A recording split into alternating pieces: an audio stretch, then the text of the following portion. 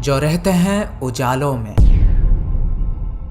जो रहते हैं अंधकार में, जो रहते हैं शब्दों में, जो रहते हैं निशब्द में, जो रहते हैं ब्रह्मांड के शून्यताओं में, जो रहते हैं पृथ्वी के परिपूर्णताओं में, वो रहते हैं बच्चों के किताबों में, वो रहते हैं साधु के रुद्राक्ष में। अंधे का आँख है वो, लंगड़े का वैसाखी है वो। जन्म मृत्यु जीवन यौवन सूर्य चंद्र ग्रह नक्षत्र, इस संसार के जीवन मृत्यु चक्र में सदा सर्वदा वो ही विद्यमान है जो हैं जगत के नाथ प्रभु श्री जगन्नाथ। दोस्तों, ओडिशा अपने जगन्नाथ मंदिर को लेकर पूरी दुनिया में प्रसिद्ध है। हर साल लाखों करोड़ों संख्या में श्रद्धालु यहाँ आते हैं। पर क्या आपको पता है पुरी में जगन्नाथ संस्कृति कैसे शुरू हुआ, उसके पीछे की कहानी क्या थी और क्या है ब्रह्म पदार्थ जो प्रभु जगन्नाथ को जीवित रखता है? जानने के लिए इस वीडियो को बिल्कुल अंत तक देखना। कहा जाता है कि मध्य भारत में इंद्रद्युम्न नाम के एक राजा रहते थे। उनके राजधानी का नाम था अवंती और वे भगवान विष्णु के बहुत बड़े भक्त थे और हमेशा भगवान विष्णु के दर्शन के लिए इच्छुक रहते थे।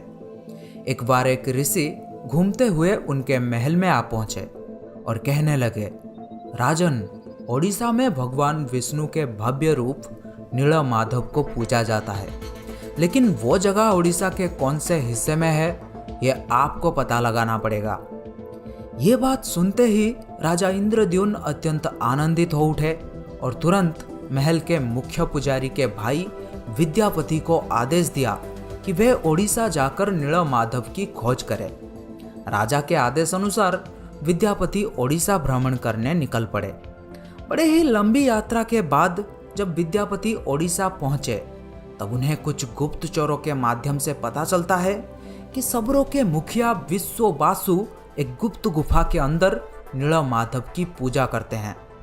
ये बात सुनते ही विद्यापति विश्ववासु के सामने विनती करने लगे कि वे उन्हें देव पूजा की स्थान दिखाएं, लेकिन कबीले के सरदार ने साफ साफ इनकार कर दिया।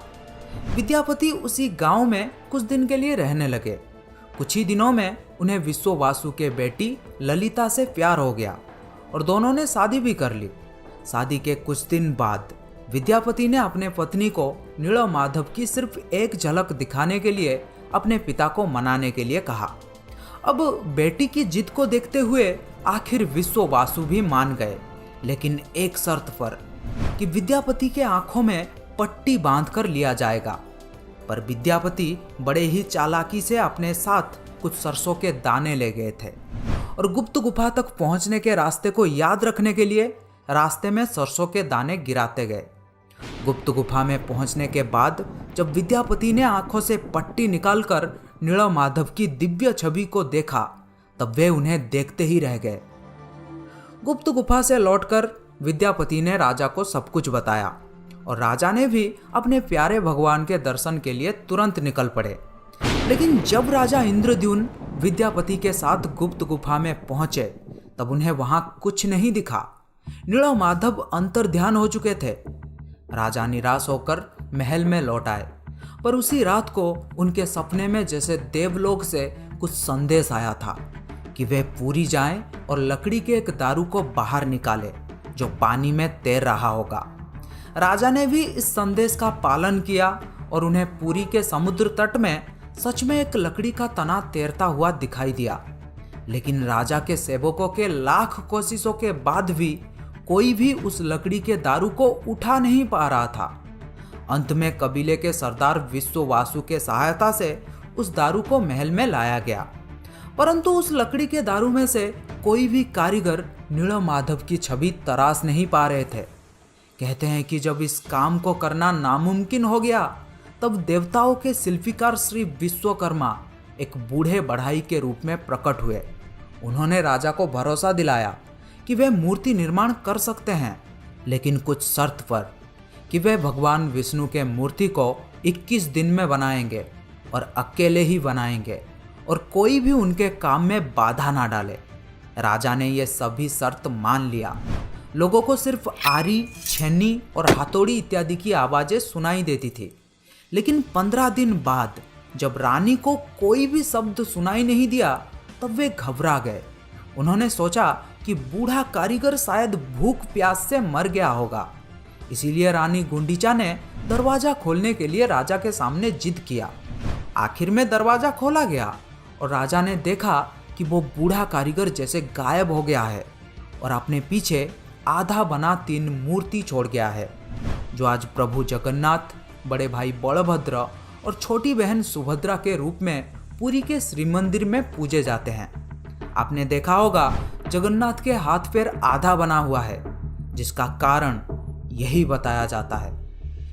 कहते हैं कि द्वापर युग में कृष्ण की लीला एक शबर के हाथों समाप्त हुई थी और कलयुग में नीलमाधव की यात्रा शुरू हुई थी और एक शबर विश्ववासु के हाथों। दोस्तों, क्या आपको पता है प्रभु जगन्नाथ को भी बुखार होता है, उनको भी दवाई दिया जाता है। कभी कभी ठीक हो जाते हैं पर कभी कभी नहीं।